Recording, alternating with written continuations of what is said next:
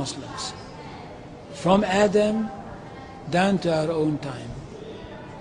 So if the Jews or the Christians are demanding something and basing it on the fact that there was a king called Solomon or a king called David or a prophet called Moses or Jesus, then of course what they are doing, they're saying something which is not true, or in fact they don't know that all these figures were basically Muslim figures. They were, in fact, since the creation of the world there is only one religion, and this is the religion of Islam.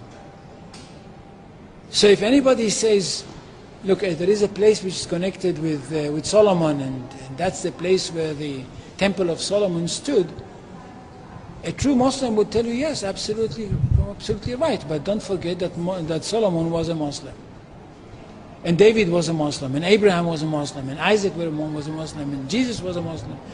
This is what I mean by the Islamization of history.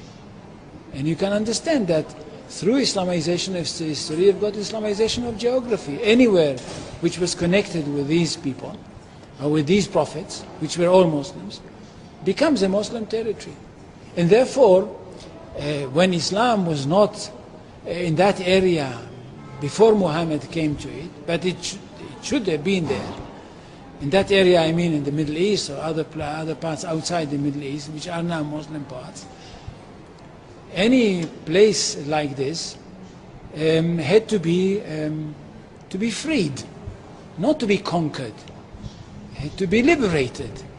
So Islam appeared in history in the time of Muhammad, or reappeared in history from their point of view, reappeared in history as a liberator. And therefore there is no Islamic occupation.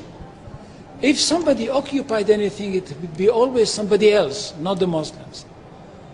So there is no Islamic occupation, there is only Islamic liberation. So there is no Islamic occupation, there is only Islamic liberation.